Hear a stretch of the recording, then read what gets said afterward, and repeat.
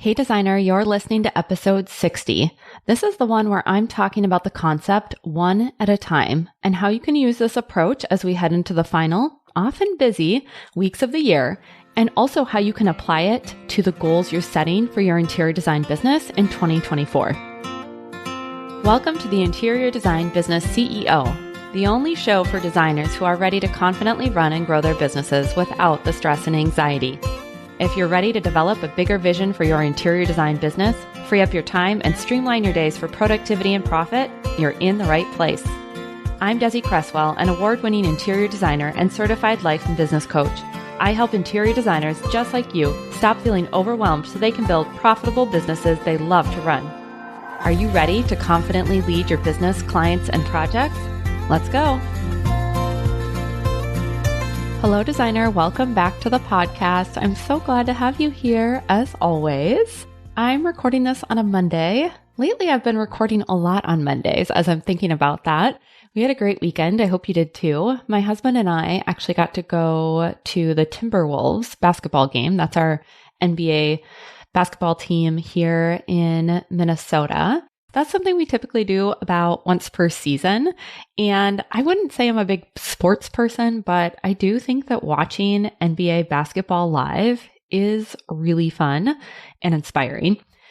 The players are just so athletic. I mean, the number of times they run up and down the court and the shots they make and how they can jump, it's just crazy. And of course, the size too. Like my husband is very tall, but he looks short next to these guys who are out on the court. So we had a great time. And then of course, I just get a kick out of the halftime show as well. There was a man who was doing these acrobatics with his little chihuahua, and I totally enjoyed that. And of course, people watching, which is always a favorite of mine as well. All right. So enough about that. Today, what we're going to talk about is a concept of one at a time. Now, this isn't one thing at a time, and it's not going to be an episode about how you shouldn't multitask, although you shouldn't multitask, and there is no such thing as effective multitasking, just to be clear. Doing more than one thing at a time is always going to cost you time versus save you time, no matter how many times you try and make it work. What we're talking about today is one at a time, and it's a business philosophy that I want to share with you first of all, and then encourage you to adopt it if it resonates. It's been coming up a lot recently with my clients, both in thinking about how to manage their time with the year coming to a close, and also in beginning to set and plan for their 2024 goals. So I thought it would be helpful to share a little bit on the concept of one at a time here on the podcast so that you can all benefit from this approach as well. Before we dive into the topic, I do want to let you know that if you want my help in slowing down, a la one at a time, to actually speed up your results in 2024, we should talk. I want to hear about your goals or help you define those goals if they're feeling a bit fuzzy, and then make a plan to achieve them. I do have a few spots left to work together in Out of Overwhelm starting January 2024. And if you've been thinking about joining, it's sounding amazing, but you're kind of on the fence, let's talk about it. There's going to be a link to book a call in the show notes, and you can still get in on this fantastic high-touch, intimate group program, along with the option to add on private coaching support as well, if you'd like. As I was saying, I've been sharing about this concept of one at a time a lot recently with my clients, and most often it's been coming up around marketing, business systems and processes, and then prioritization. I have two separate clients I've been working with on setting their marketing goals and creating a plan for the end of the year and into 2024. And one of these clients has been in business for a very long time, has a very established firm. And one is in the earlier stages of growing her design business. And she's just at that stage where she's ready to up-level her clientele and up her revenue for 2024. And so what I want you to hear is this concept of one at a time can be really applied to whatever stage of business you're at. And I'm going to give some various examples of ways you could apply it to different aspects of your business. I'm going to share a marketing example first because many of you that I speak with and many of you that I've worked with currently or in the past tell me that marketing is something that tends to get avoided. This might be because your confidence feels a little or maybe a lot shaky when it's time to put yourself out there. So it's just easier to avoid it and work on other things. Or maybe you're just really in the mode of prioritizing client work and you haven't been putting space on your calendar to market. And so it's gotten squeezed out. Or maybe you've listened to a bunch of podcasts and are now totally overwhelmed with all the ways you could market and don't know what to do first. Focusing on one at a time helps you navigate all of these obstacles. With one of the clients that I was sharing this concept with, her best source of marketing has always been referrals. So what she needed to do, her one at a time, was one conversation at a time. That's how she brings in her ideal clients, is through conversations. For this client, her ideal projects really are created one conversation at a time. One conversation with a past client to bring them in for repeat business, one conversation with a builder to spark a conversation about another client who might need their help.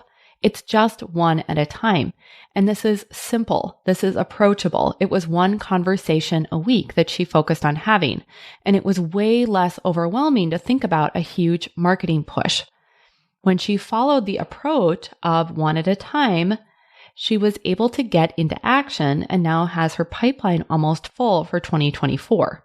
For another client, she had a whole list of really great marketing ideas that she wanted to pursue, but the fact that she had so many ideas was keeping her spinning and stuck.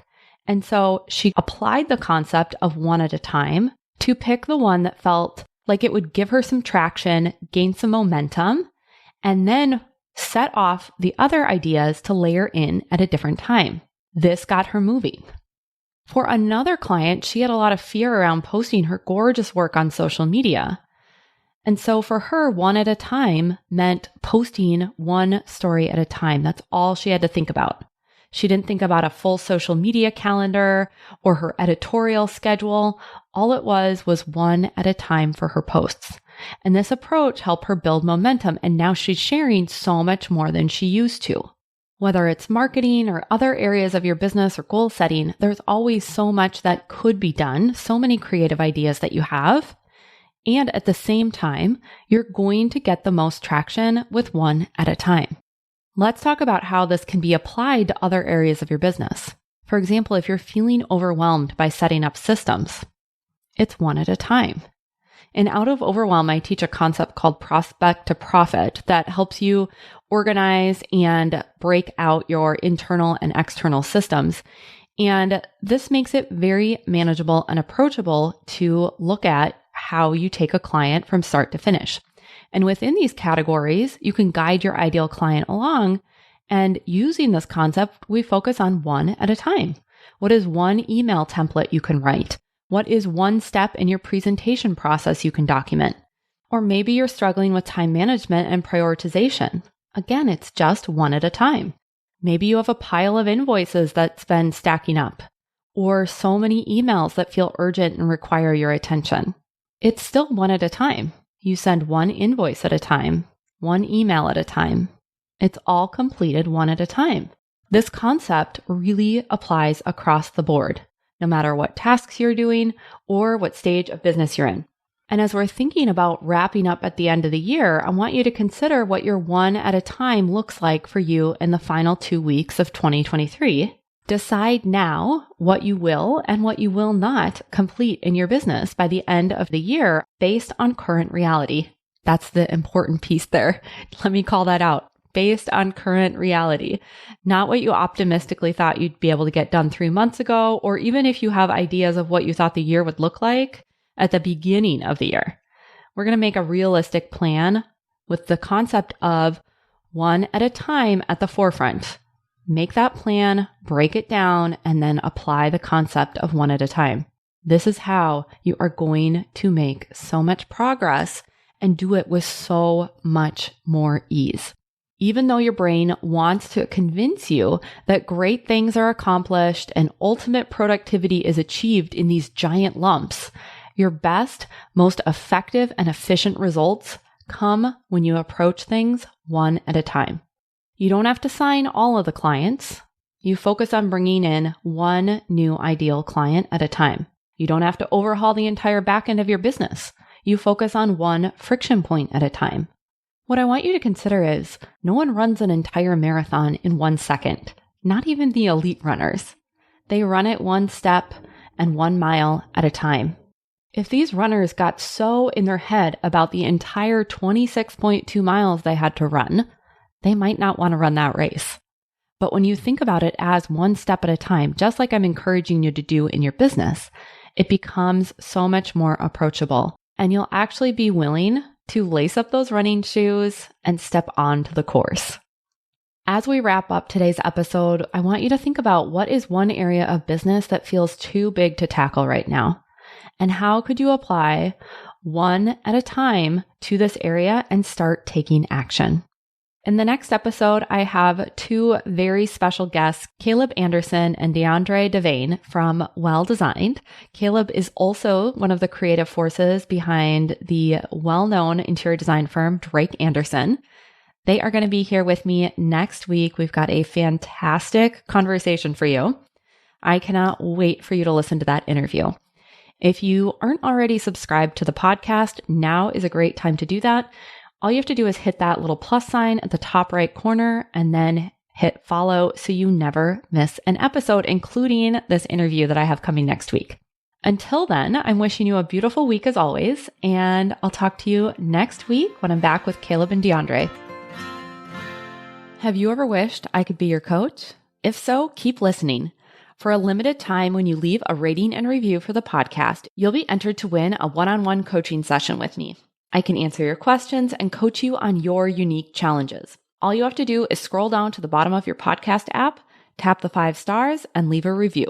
Tell me your favorite episode, why you look forward to listening every week, or why another designer needs to check out the show. It won't take long, and as a thank you for leaving a rating and review, you'll have the opportunity to win a private coaching session with me. Just click the link in the show notes to submit your review so I know how to get in touch. I can't wait to select a winner, and it might be you. I'll talk to you next week. Thanks for joining me for this week's episode of the Interior Design Business CEO.